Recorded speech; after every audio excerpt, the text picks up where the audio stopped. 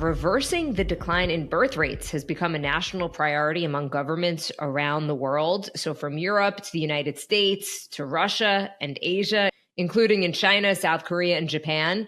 So in the US, both Kamala Harris and Donald Trump have pledged to rethink the United States family policies. Harris wants to offer a $6,000 baby bonus. Donald Trump has floated free IVF and tax deductions for parents. Europe and other economies that are demographically challenged in Asia, like South Korea and Singapore, have been pushing back against this demographic tide with lavish parental benefits for a generation now. The population replacement rate to keep a population steady is 2.1 children for every woman. The U.S. fertility rate is now at 1.6. In South Korea and other Asian countries, it's dropped below 1.0, which means that the population will actually drop by half in the next couple of generations. Over in Europe, 2 countries devote more resources to families than almost any other nation, and I'm talking about Hungary and Norway. And despite their programs, their fertility rates are 1.5 and 1.4 children for every woman, respectively, which is, again, far below that replacement rate of 2.1. Demographers suggest that the reluctance to have kids is a fundamental cultural shift, not necessarily just a financial one. Falling fertility has persisted among nearly all age groups, incomes, and education levels. Those who have many children often say they would have them even without the benefits, and those who don't have kids say that the benefits don't make enough of a difference. So they did take a look at, again, Hungary and Norway, which are devoting more than 3% of their GDP on different approaches to promote families, and finding, again, that despite financial benefits here, they're not making that much of a difference. Hungary's actually spent in the last couple of years 5% of their economy, of their GDP, on programs to try to expand families. The U.S., by contrast, spends about 1% of GDP on family support through child tax credits, programs aimed at low-income Americans. So in Hungary, they've tried a number of programs here. Families who pledge to have 3 or more children can get more than $150,000 in loans. Other benefits include a lifetime exemption from personal taxes for moms who have 4 or more kids, and up to 7 extra annual vacation days for both parents. Under another aspect of the program, they also subsidized vehicles, minivans, for the families as well, but have not seen much of an impact. Meanwhile, over in Norway, they've been trying to incentivize births for decades, including a very generous parental leave that we here in the U.S. Would not recognize. New parents nationally, by law in Norway, can share nearly a year of fully paid leave, or around 14 months at 80% pay. More than 3 months are reserved for fathers alone to encourage equal caregiving.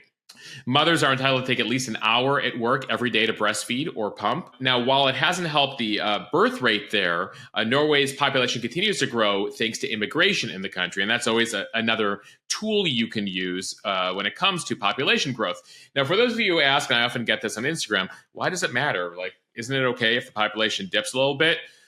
Well, not necessarily the way that modern economies are built, at least not in the short term. Long term, we could resolve it, over 100 years. But in the near term, 10, 20, 30 years, as the population declines, you have a lack of working population. Well, that hurts the economy because your working population pays for the pensions, pays for retirees.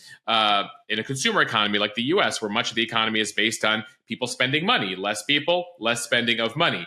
Housing prices decline because you're not going to have much demand for homes with less people out there, right? Education declines with schools closing. It's a big house of cards. And there's a lot of concerns out there, again, globally, regardless of whether we're talking about authoritarian regimes like Russia and China, whether we're talking about democracies like across Europe, here in the US, in South Korea. And again, while alarm bells are going off here in the US, we do have, a pretty good rate right now of immigration, both legal and illegal, that is filling the gap. And so what's very interesting here, Jill, is further research clearly needed here, because it appears the financial benefits that various governments are coming up with not working.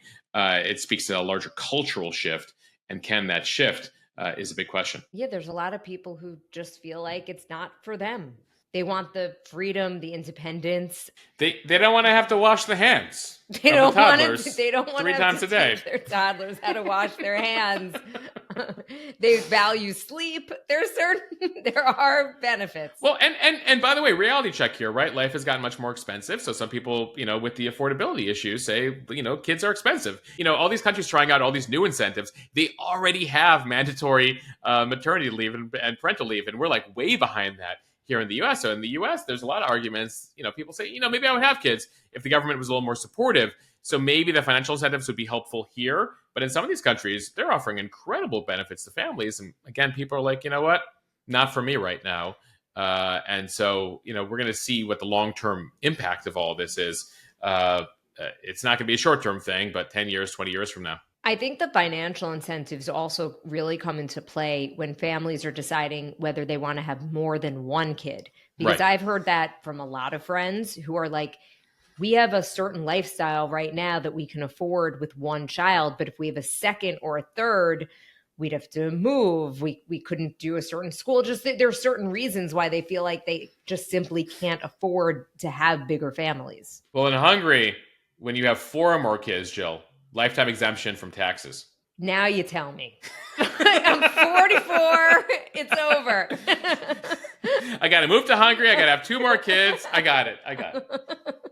This was news that would have been helpful about 15 years ago.